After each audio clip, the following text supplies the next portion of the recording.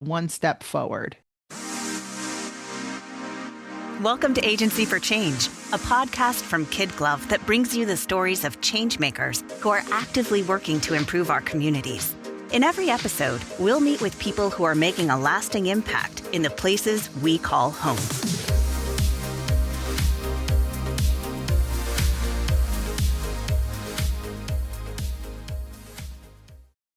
Hey everyone, this is Lynn Weinman, President and Chief Strategist at KidGlov. Welcome back to another episode of the Agency for Change podcast.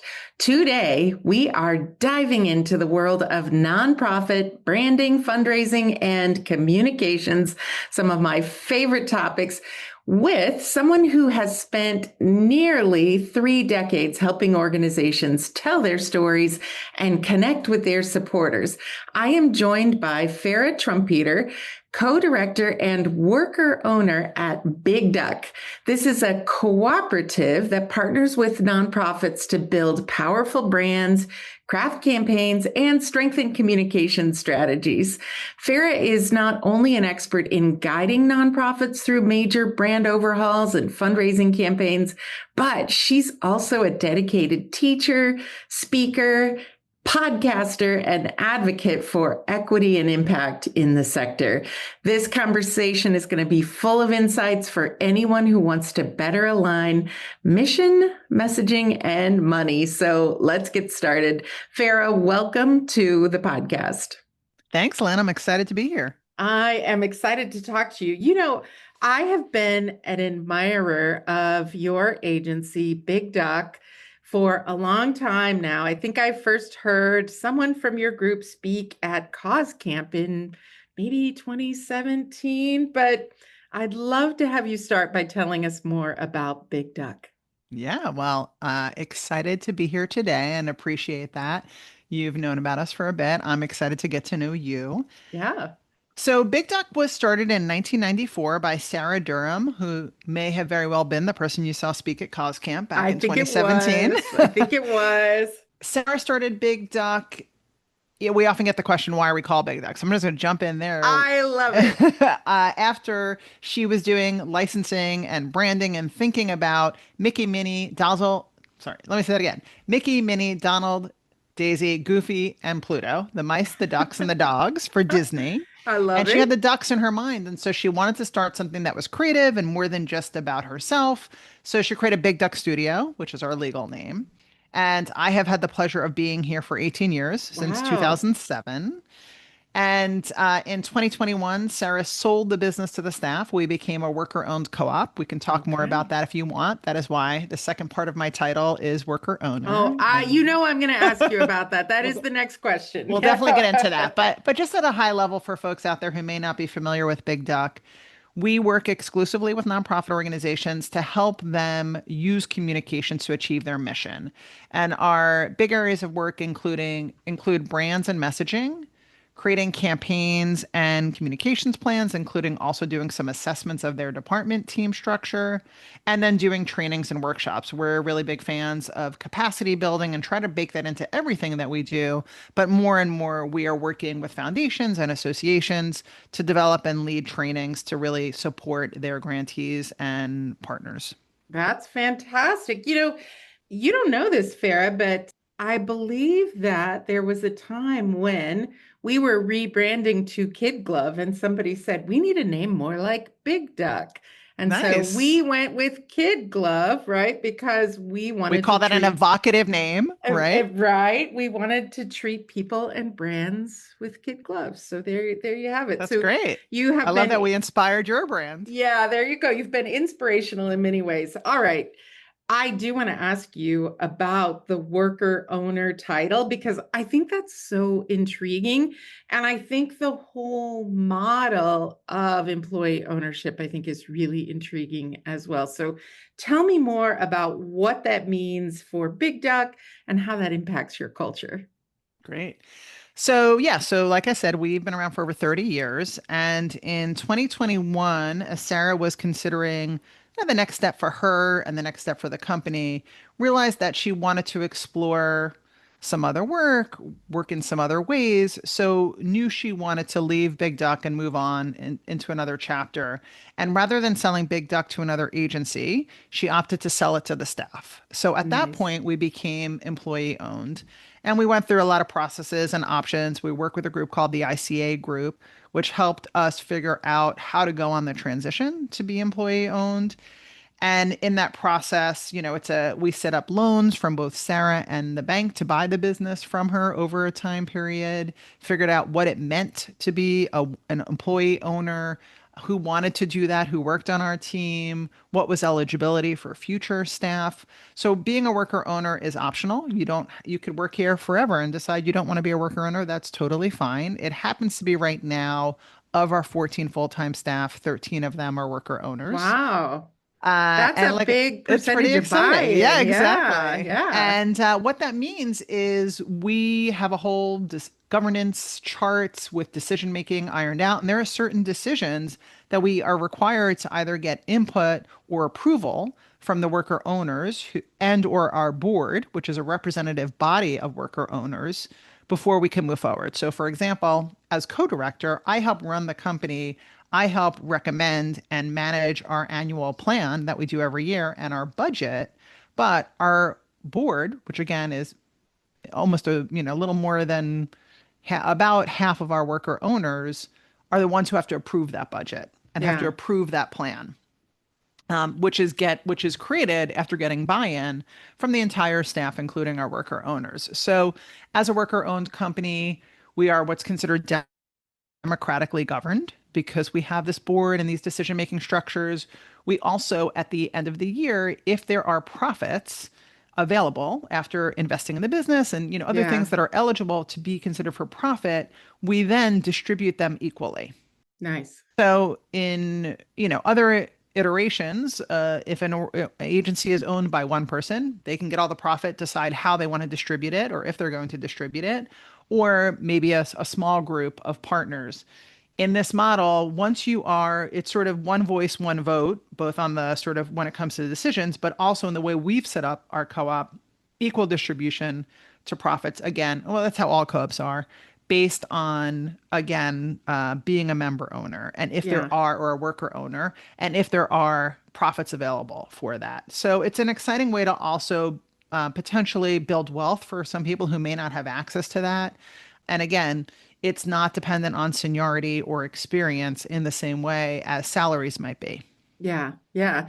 And there's So lots of other things, but those are some of the characteristics. I think that's a great explanation. So I'm really curious what it's like to have 12 partners if you have 13 owners, right? And really what does it do for your culture? Because I am always, learning and looking for what are the newest ideas on great employee culture.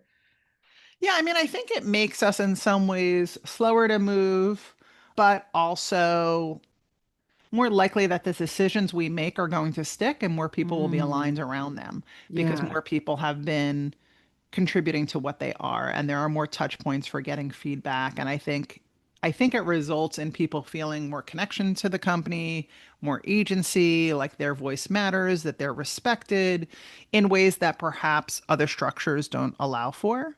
Yeah. So everything, like most recently, we had a board meeting where we had to get the board to approve our health plan for the next year, as well as Mm, any additional benefits we were considering for coverage. And that was a conversation at the board level that was open for anyone to also attend and hear. And that means that the decision that was made, again, didn't just come from our operations and our executive management, myself and a co-director, but came from a representative body, which means that, again, more people are bought into what it is, to yeah. defending it, to understanding it. So we've enjoyed pretty strong retention the past 4 years since we've had a co-op, and I think that could be part of that too. That's amazing. And that's a big decision, right? That I think a lot of, if you were not a worker owner, if you were an employee, a lot of people don't have insight to because it is really complicated and expensive, and Yeah. you're trying to figure out the best plan for everyone while being able to still be a profitable for-profit business, right? Yeah. Because while you and I serve nonprofits, we are not nonprofits, right? Or we attempt Right. not to be, right? So Exactly. it's a really big and complicated decision. So I love that. It's I got to will feel good. say, yeah, it does. And I think, many of us who work at Big Duck have previously worked on the staff of nonprofit organizations, volunteered with nonprofits, been on Yeah. boards. I've kind of done all of those. But Yeah. this makes us even more nonprofit adjacent because we have a board. And we now Right. have to go through, like, our board has Right. to approve this. I'm managed now by the Yeah. board. As you know, what's interesting in the worker owned model is, in a traditional agency, the CEO, the principal, the co-director isn't like, certainly they hope their staff likes them and wants to work with Right. them, but they're not managed per se by anyone. In this structure, the board manages myself and the co-director. So we have a executive management committee that is made up of two of our board members who manage us, conduct our Wow. annual performance review. Like, there's just a higher level of accountability, Yeah. which again, I think has been generally very positive for us. Yeah. I do believe that is an interesting nuance of nonprofit work is understanding how to help a board or how to help a leadership team kind of navigate that dynamic to make sure that you're sharing the right information and taking the right people on the journey, right? Yes. Yep. But not also, if you've got a board, they also have other jobs. They don't have time, even Hmm. if they're worker owners, they don't have time to do everything in lockstep. So it's always an interesting dynamic. All right, let's flip over to nonprofits because I know this is where a lot of your expertise is, and you work in branding. We work in branding. It's one of my favorite things. But how do you Hmm. define, Farrah, a strong nonprofit brand, and why does it matter in this space? Well, I think a strong nonprofit brand has both the internal and the external pieces to it. So we can talk at some point about the book that Sarah Durham, our founder, wrote called Brand Raising, which I helped contribute to. I'm very passionate about, still a foundation of what we do. And there's another book that I also really like about branding called The Brand Idea. I don't know if you have read that one. I have not, but I'm going to look it up right Came out, away. it came out in 2015. So the brand idea written by Natalie Later, Kylander, and Julia Shepard Stenzel. In the brand Okay. idea, there are these sort of different quadrants, but one of the things I appreciate about it is the layering of the internal and the external. And that is the way I think about branding. So internally, you have to be clear about who you are and where you're going. These are things that are often articulated in things like a strategic plan, a theory of change, a logic model, or at least they are clearly in someone's mind where they could tell you the answer to that question. Yeah. And there's some sense of, again, not just who we are today, but who are we leaning and becoming in the next 5 to 10 years? What is who we are still needed? Is it still responsive to the community we're working in? Have we factored in whatever's happening in the landscape? So a brand has to be first rooted in a clarity of who you are and where you're going. And there has to be a sense of cohesion internally about that. If I was to ask your staff and get, there's 10 different people who work there and 10 different people tell me who you are. It's one thing if they're using slightly different phrases, but they mean the same thing. That goes Yeah. to the external, that goes to messaging. We'll talk about Right. that. Right. But if I'm hearing about what sounds like 10 different organizations doing 10 different things, that is a problem. So Yeah. brand has to first be rooted in clarity and cohesion about who we are. Then we can think externally about how we should communicate that. And then the other piece of that is also, how do other people see us? And is that perception the way we want to be seen? Do they see us for who we were 10 years ago? Do they see Yeah. us just for something we used to do, but not what we do now? Do they only know one part of us, but again, not the whole? So a good brand is representative of, again, who we are on the inside, what we want people to think and associate with us, and then is expressed in clear and consistent and compelling ways across our communications channels. So obviously, starting with the name and the logo and the tagline and the mission and vision articulation, the messaging we're using, our what's on our social channels, what's coming across in the mail. But again, if it's not clear internally, then you're never going to get there externally. Or if you're Absolutely. just focused on the external representation, I know I've had calls in my life, I'm sure you have too, where people say, "Oh, we need a new website." By the way, Big Duck doesn't do websites. We can talk about that. But we need a new website. And I say, "Okay, well, why do you need a new website?" Yeah. I can look at That it. I is can see always the right. question, right? Why? Ex Why? Tell right. me more. Why? Yeah. And then the answer is, yeah, sure, I can see that it's dated, the functionality is not working. But then they say, well, because nobody understands what we do. And I'm like, okay, well, I get how that could be a navigation issue on your website, but do you know what you do? Can you answer that question Yeah. for me? Yeah. And so we can't just, brand isn't just a fancy, beautiful new logo, though I hope both of our agencies create that for organizations, and I know that we Absolutely. do. But it has to be, again, I always talk about it should be rooted in who you authentically are in one Yeah. foot, and then the other foot going toward aspirationally who you want to be.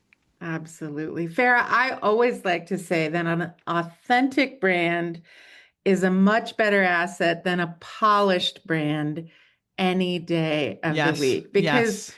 when you know who you are and what you stand for, and you can communicate that in a way that people also understand and it resonates, that's where the magic happens. Anyone can go out and design a sexy little graphic in a nice color palette with the latest fonts, right? But Yep. it's so, so, so much more than that. I love what you're saying. All right. I also have to say hello because over your shoulder, I think I see a kitten. Is that It's true? true. I've got two actually. One is behind me. The other one is to the right of me. So I got I'm surrounded by my emotional support animals. I love it. I'm Uh, feeling emotionally supported through the screen, so I yes, love yes. that. That's the one you see is Iki, our littlest Opihi, and Oh, then the other one is Tiny Dancer. Fun fact: Iki means yeah. tiny, I believe, in Hawaiian. My wife is not Hawaiian, but she grew up in Oh, Hawaii, so they're both relatively small. But we've got Tiny Dancer and Iki, our littlest Opihi, or we I could just call love him that. Iki. And I'm hearing Elton John in my ears That's right now right. too. You That's knew I right. would. So I That's love right. it. So let's talk a little bit more. We've talked about the importance. What is a strong nonprofit brand? Why is it important? How, in your mind, does the strong nonprofit brand connect with fundraising success? Because every nonprofit I know, fundraising, and now more than ever, Yep. fundraising is always on their mind. Yeah, well, this actually, I think, in part starts with audience, which we didn't talk about yet when it comes to a good brand, right? A good brand, we did talk about it briefly in that people have to understand and know you for the right Yes. things. And hopefully the right people know who you are. We say you want to be known for the right people for the right things. And within that, I find that many of our clients, when we're talking to them about, well, who are the audiences you're trying to engage with your brand? Who really needs to know who you are? Yeah. It is not the general public. It Right. is not everyone It's not who everyone. Nobody exactly. nobody has enough money for it to be Exactly. No one has enough everyone. money or frankly the need Yeah. in Yeah. almost, 99.9% of the cases to reach every person. But when we think about who needs to know us and what we want them to think, so many of the organizations come to us and say donors. They might say individual donors, high net worth individuals, people who work at foundations, corporate giving officers, right? There's some fundraising related audience. And similarly, when we talk about the goals for branding, we generally offer as a reaction these three interlocking circles. And this is also in the book Brand Raising that Sarah Durham wrote of fundraising, programs, and advocacy. So most people are branding because they need to get more people to participate in their programs. They need to generate revenue or attract revenue, or they need to change hearts and minds or legislation. Many organizations, they're branding for all three of those reasons, Yeah. or they're going through a branding process where one is leading the other. For example, you know what? I think this was in your book. I believe in your book, the Untangling Spaghetti, you started Yes. off with this sort of idea, if I remember it correctly, of, we've got a great program and a great staff, not enough people are signing up in our program, Yeah, right? And exactly. we can solve that by getting the word out. But we would also ask the question like, well, why are we, is this because we're not offering the right program? Is it because not enough people know about it? Or is it because the way we're talking about it just isn't landing? So program, but some organizations have overcapacity in their programs. They can't meet the demands, and what they Right. need is money so Yeah. that they can continue, they can pay their staff, they can meet the growing needs. So fundraising is often a goal and an audience for branding. And I think because of that, while we started as a branding agency, we at Baked Duck do a lot of fundraising adjacent work.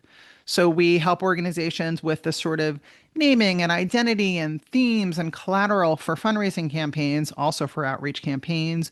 We do communications plans where you're trying to think about how do you use channels and your communications approaches to build relationships with Yeah. donors and prospects. We do research to create donor profiles and messaging to persuade donors to give. There's a few we've been doing sub branding work for donor programs like your monthly giving, your legacy Yeah. giving, etc. So I think we've taken our branding approach and insights to the fundraising world in a way that's been very successful. Several people on our team, including myself, have a background in fundraising. In fact, I started my career working in fundraising and then got into Yeah. communications. That's And got to to be yeah, very, very helpful. Yeah. yeah, and I was going to say one of to me in my experience, the skills you need to be a good fundraiser are very similar to the skills you need to be a good communicator. You need to understand how to talk in a way that is compelling. You need to understand how to, connect what you're doing to the community you're working and listen to them and respond to them. You need to be able to solve problems. You need to be able to center the audience as you're trying to engage in your work and not just talk at them, but talk with them.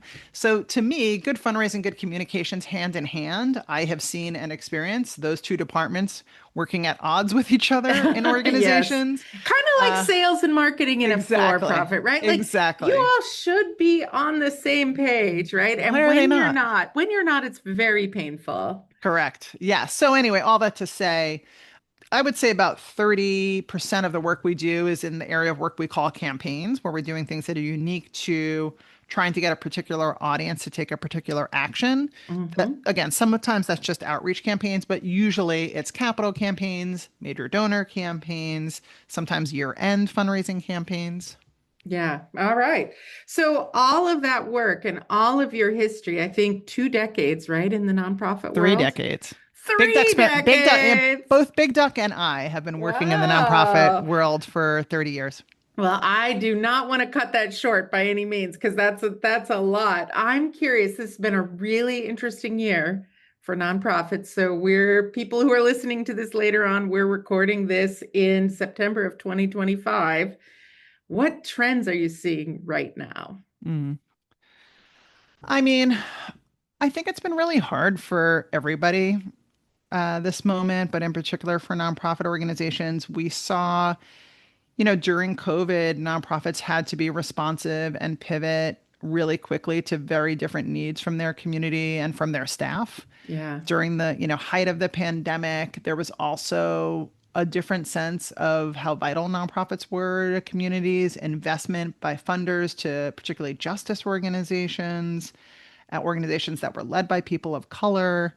And now we're seeing a complete, pendulum switch and reaction to some of those advances. And so there are some nonprofits who have had to close because they have Yeah. lost funding or have had to significantly downsize their team, have had to move into, we've been working, I think, over the past few years to try to get organizations to embrace an abundant mindset and to be more open to taking risks. And now Yeah. organizations are very much risk averse because they are worried about losing their 501(c)(3) status. They're worried Right. about losing funding.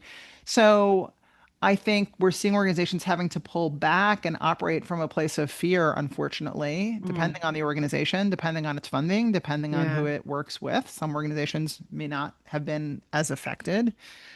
So I think the trend I'm seeing is that staff just seem like they have more pressure on them. There's higher levels of burnout. There's Yes. more do more work in less time.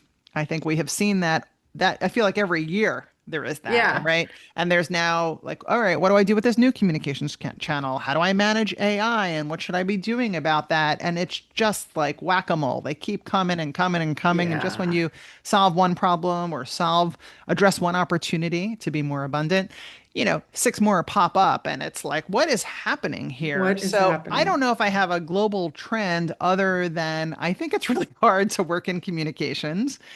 and for nonprofits. And the job is not necessarily getting any easier, but it is incredibly important. And I hope more people still think about it as a career Yeah. path, but it's very hard right now. Yeah, I think that's a really good point.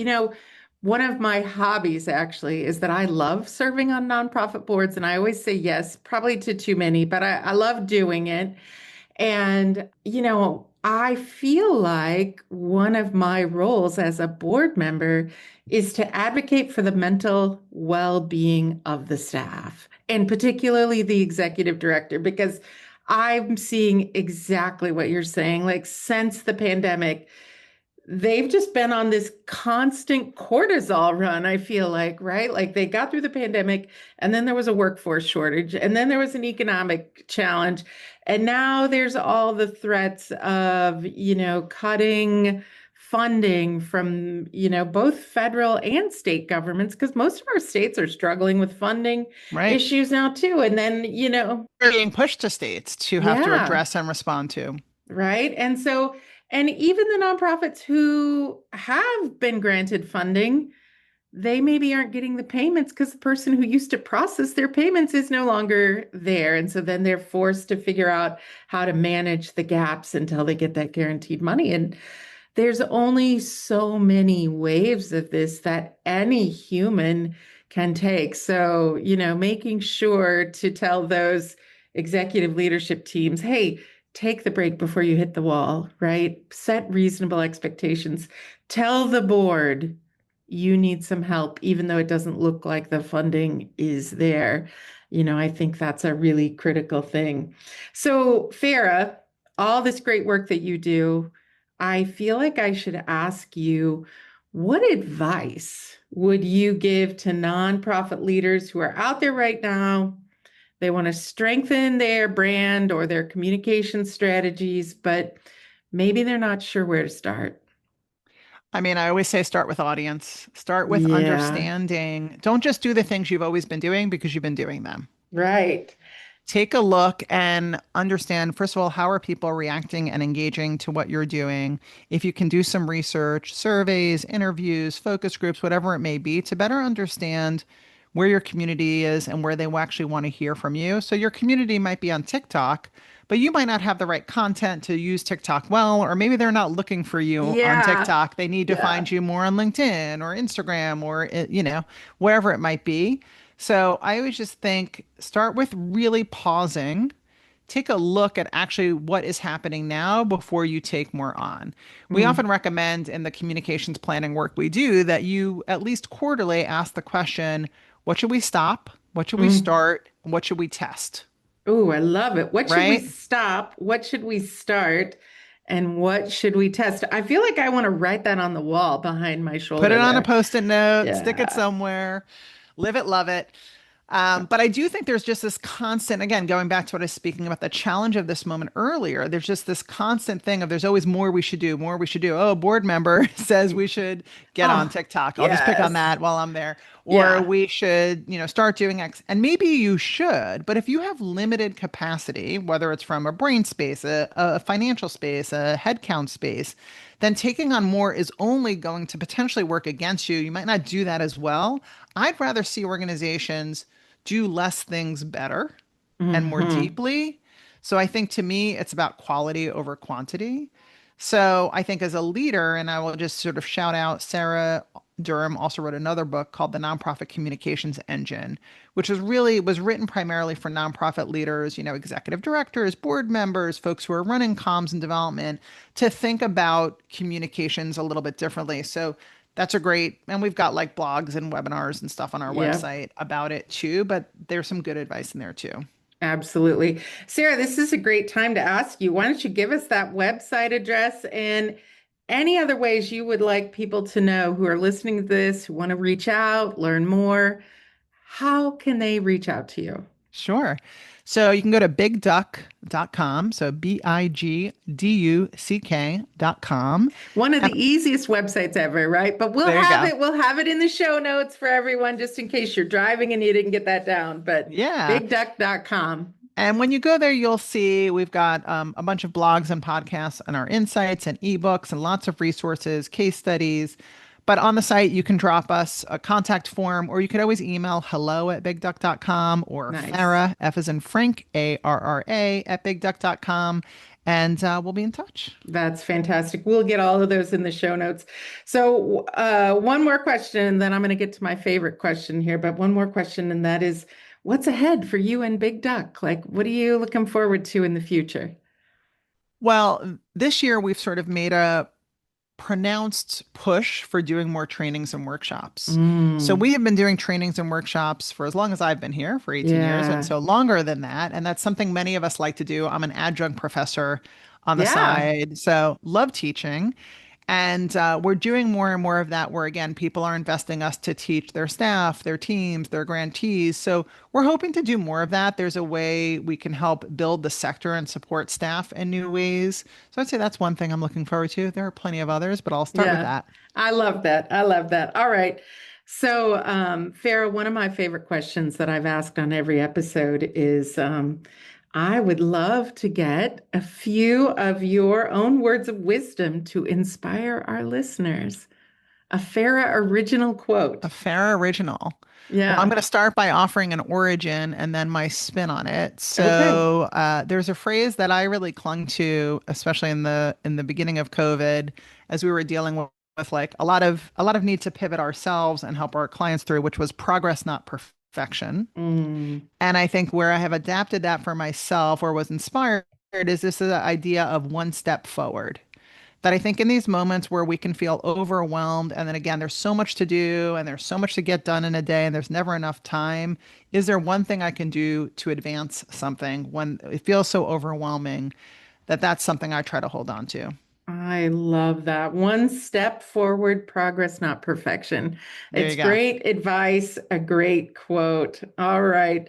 Farah, I've loved this conversation. As we wrap up our time together today, I'd like to ask, what is the most important thing you'd like our listeners to remember about the work that you're doing? I think, for us, we always simplify our work to how can we help you use communications to achieve your mission?